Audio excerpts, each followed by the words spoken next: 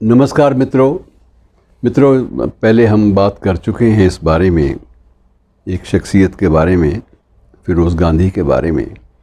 और उसमें मैंने कुछ संकेत दिए थे कि कुछ एक ऐसे मसले संवेदनशील इस शख्स ने अपने जीवन काल में लोकसभा में उठाए थे, जिनके कारण तत्कालीन प्रधानमंत्री यानी इनके श्वसुर श्री जवाहरलाल नेहरू को भी बड़ी विपरीत परिस्थितियों का सामना करना पड़ा था और वो खुद भी बड़े परेशान थे कि उनके पास बहुत सारे आरोपों का कोई संतोषजनक उत्तर नहीं था।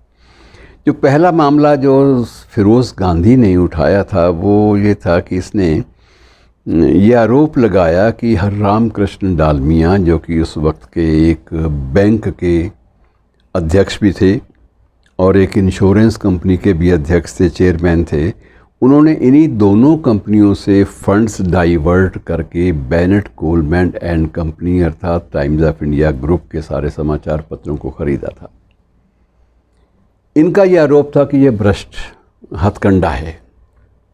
आप अपनी ही कंपनियों से लोन लेकर एक तीसरी कंपनी को ख़रीद रहे हैं तो ये गलत है, क्योंकि आप उन दोनों कंपनियों के चेयरमैन हैं और एज चेयरमैन आप दोनों जो बड़े बड़े जो कर्ज़ हैं जिनके आवेदनों पर स्वयं ही विचार करते हैं, स्वयं ही कर्ज ले लेते हैं, स्वयं उन कर्ज को सैंक्शन करते हैं। ये एक अनियमितता है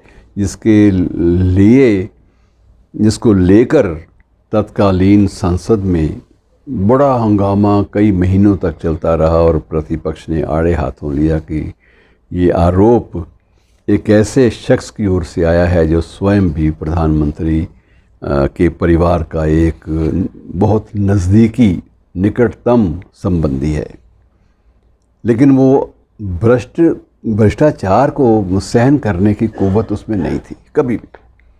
दूसरा मामला जो था, जो ऐसी मामले से जुड़ा हुआ है, वो था कि एक हरिदास मुंजड़ा होते थे उद्योगपति। ये 1958 में मामला उठा था।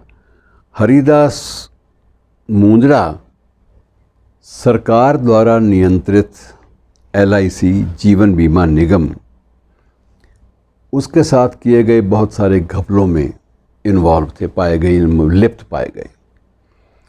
और ये भी तत्कालीन नेहरू सरकार के लिए बड़ा संकट का कारण बना। ये आरोप भी फिरोज़ गांधी का, जब फिरोज़ गांधी ने ये मामला उठाया, पूरे प्रमाण देकर सिद्ध किया कि जीवन बीमा निगम से इस व्यक्ति ने इतना बड़ा स्कैंडलस बर्ताव किया है, इतना भ्रष्टाचार करोड़ों रुपए का इस शख्स ने किया है और आप इस शख्स को बिल्कुल खुले में छोड़ रहे हैं क्योंकि वो एक बहुत बड़ा उद्योगपति है। और इस बात को लेकर सबसे ज़्यादा जो परेशानी थी वो हुई तत्कालीन वित्त मंत्री को, TT कृष्णमाचारी को।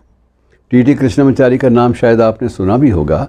ये नेहरू के पहले दूसरे मंत्रिमंडल में वित्त मंत्री थे और ये कहा जाता था कि TT कृष्णमाचारी अपने किसी भी नज़दीकी शख्स का कोई लिहाज नहीं करते थे, बड़ा नियमों के पाबंद थे।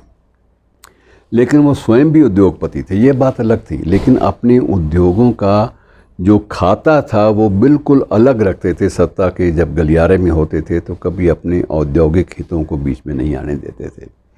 लेकिन इस मामले को लेकर,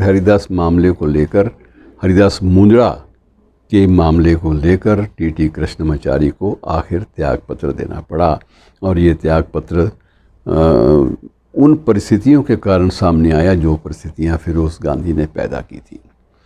तीसरी एक और घटना भी है जिसका जिक्र अक्सर नहीं होता, लेकिन जब ये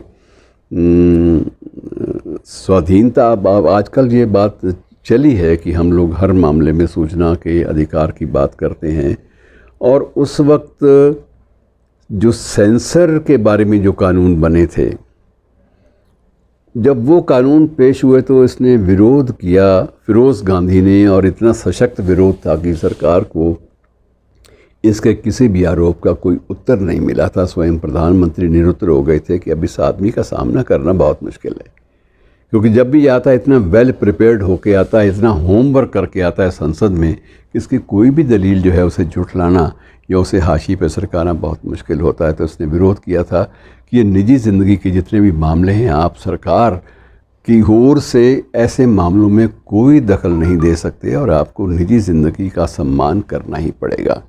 और इस बात को लेकर सरकार की बहुत छिछालेदार हुई थी। अब सरकार को बहुत संकट में से गुजरना पड़ा था, लेकिन इस शख्स ने कभी भी ऐसा अवसर नहीं आने दिया कि जब भी एक भ्रष्टाचार का मामला सामने आए और ये सिर्फ इस बात पर खामोश रह जाए कि इसका जो ससुर है वो प्रधानमंत्री है या इसकी पत्नी जो है वो प्रधानमंत्री है या भावी प्रधानमंत्री है।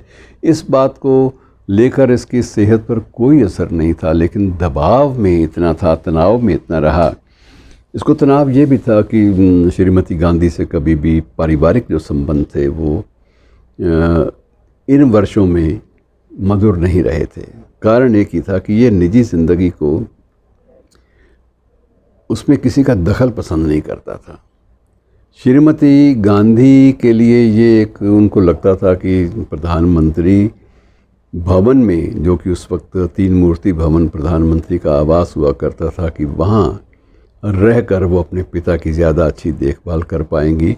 दोनों के अपने अपने सोचने का दायरा अलग अलग था। इसका ये कहना था कि जब हम पति पत्नी हैं तो हमारे बीच में एक ये ग्लैमर जो है सत्ता का, ये नहीं आना चाहिए। हम लोग एक दूसरे के होके रहेंगे और हमें ज़िंदगी इस तरह से बसर करनी चाहिए।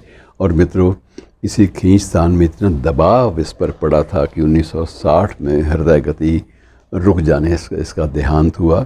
2 बार अटैक हुआ, लेकिन पहले हृदय आघात के बाद श्रीमती इंदिरा गांधी स्वयं दूसरे आघात से पहले इसको संभालने के लिए चली भी गई थी। आखिर पत्नी थी, बच्चे भी थे उनके, और इसी बाप के बच्चे थे दोनों ही, राहुल और राजीव और संजय।